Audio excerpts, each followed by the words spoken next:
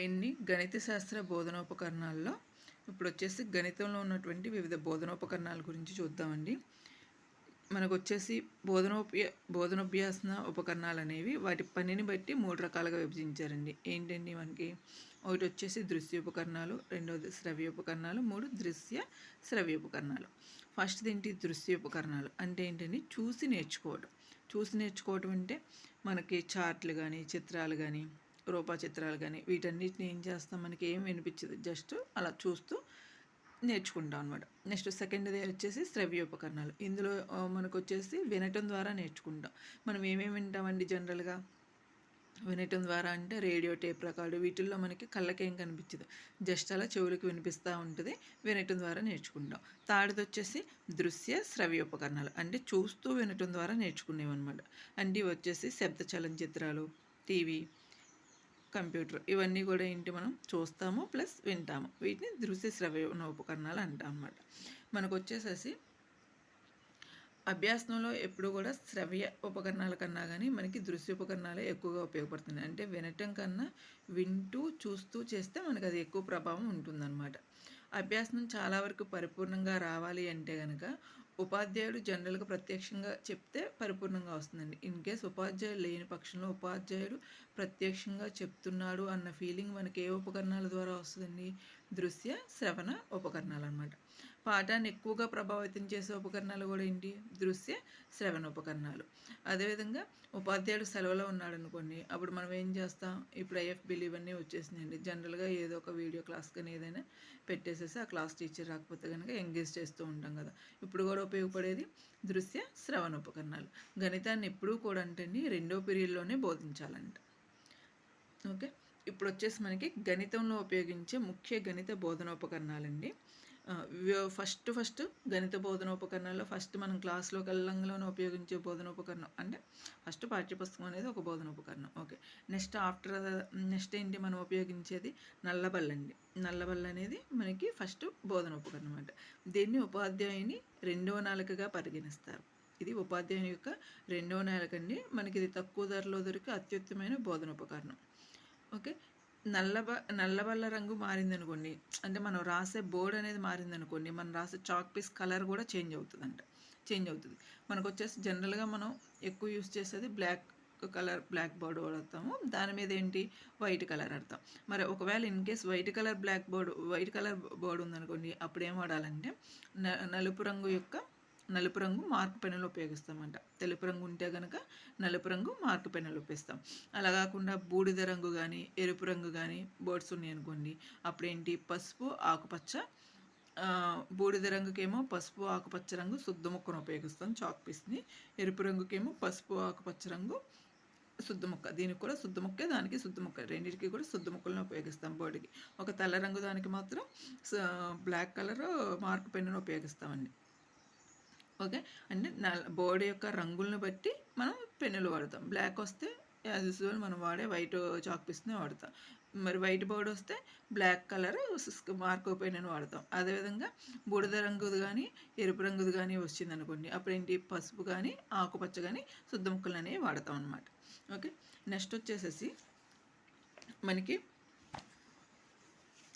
నల్లబల్ల వల్ల మనకి చాలా ఉపయోగాలు ఉన్నాయండి. నల్లబల్ల వల్ల ఉపయోగాలు ఏంటంటే, మనం చతుర్విధ ప్రక్రియలు, సంకలనం, గుణకారం, భాగాహారం ఇవన్నీ చేయడానికి పిల్లవాడిని పిలిచేసి ఒక ప్రాబ్లం బోర్డు మీద రాసేసి చేయరా అంటే చేస్తాడు కదా. చేయటం వల్ల ఏమిటి? వాళ్ళ నైపుణ్యాలని అభివృద్ధి చేయడానికి.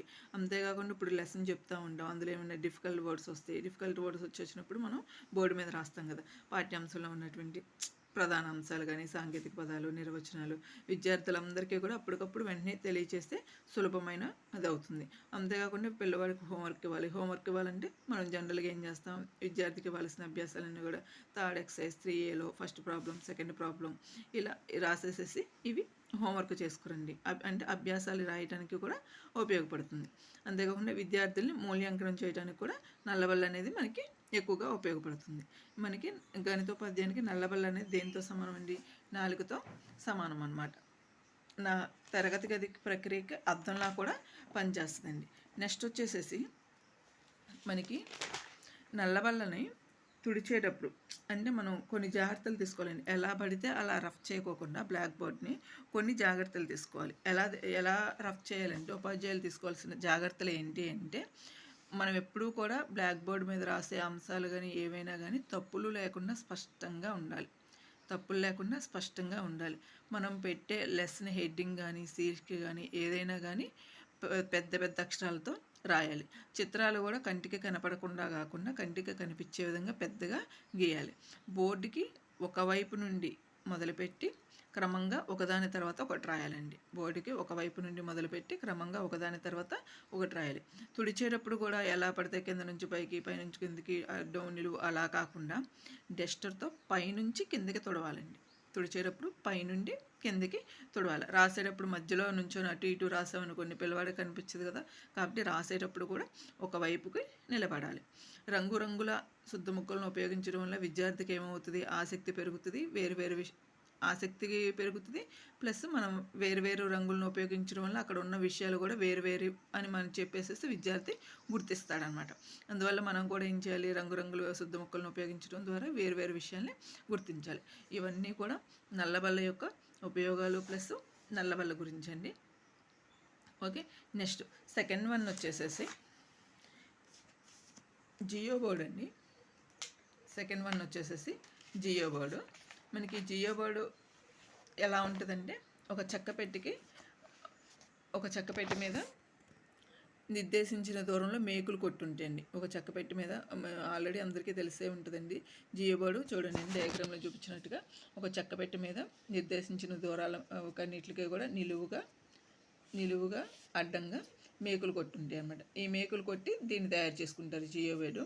ఇప్పుడు మరి అలా అనుకుంటే ఈ రెండింటి మేకుల మధ్య, అన్ని మేకుల మధ్య దూరం ఎలా ఉండాలి అంటే సమానంగానే ఉండాలి. అన్ని మేకుల మధ్య దూరం అనేది సమానంగా ఉండాలి. ఎక్కువగా మనకి జియో బోర్డు దేనికి ఉపయోగపడుతుంది అంటే జామితీయ భావన బోధించడానికి చాలా ఎక్కువగా ఉపయోగపడుతుందండి. జామితీయ భావన బోధించడానికి ఉపయోగపడుతుంది. దీన్ని మనకి ఎక్స్ప్లెయిన్ చేయడానికి కానీ ఎక్కువగా ఏం ఉపయోగిస్తామంటే రంగురంగు దారపు ముక్కలను కానీ లేదా రబ్బర్ బ్యాండ్లను కానీ ఉపయోగించి జామితీయ ఆకారాలని మనం ఏర్పాటు చేసుకోవచ్చండి. జామితీయ ఆకారాలు అంటే ఏంటి సరళ రేఖలను కానీ, సమాంతర రేఖలను కానీ, తిర్యక రేఖలను కానీ, త్రిభుజాన్ని కానీ, చతుర్భుజంని కానీ, రకరకాల చతుర్భుజ రకాలు అవన్నిటిని ఏర్పాటు చేసేసి వాటి యొక్క ధర్మాలని కూడా మనకి లెక్కించుకోవచ్చండి.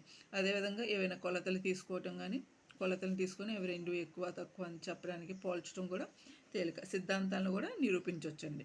వీటిలో ఈ జియో బోర్డును ఉపయోగించుకొని మనం నిరూపించే సిద్ధాంతాలు ఏంటంటే అర్ధవృత్తంలోని కోణం లంబకోణం, అర్ధవృత్తంలోని కోణం లంబకోణం అని సిద్ధాంతాన్ని నిరూపించడానికి ఉపయోగించే బోధనా ఉపకరణం జియో బోర్డు.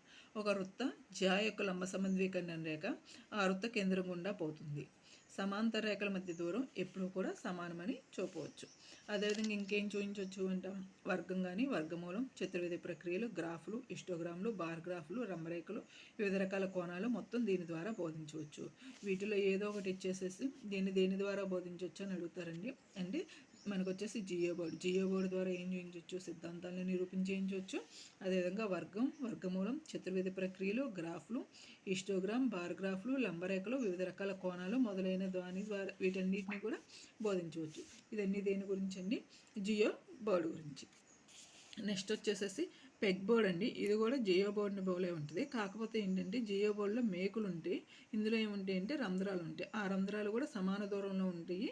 వాటిల్లో పెగ్గులను పెట్టుకుంటా మనం ప్రాబ్లమ్స్ అన్నిటిని మనకు కావాల్సినవి చేస్తామండి. ఇది కూడా దేనికి ఉపయోగపడుతుంది అంటే జామితీయ ఆకారాల గురించి చెప్పడానికి, సంకలన వ్యవకలనం లాంటి ప్రక్రియలను బోధించడానికి, గుణకారాన్ని పునరావృత భాగాహారంగా చూపడానికి, గుణకారాన్ని పునరావృత సంకలనంగా చూపడానికి, భాగాహారాన్ని పునరావృత వ్యవకలనంగా చూపడానికి ఈ పెగ్ బోర్డులు అనేవి ఉపయోగపడతాయండి. ఇదేంటంటే ఒక కృత్యం చేయటం ద్వారా వచ్చే అభ్యాసనానికి విద్యార్థికి బాగా ఉపయోగపడుతుంది.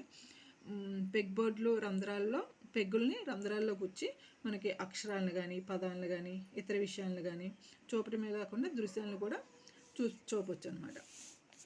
ఓకే అండి. నెక్స్ట్ వచ్చేసేసి బులెటిన్ బోర్డ్ అండి.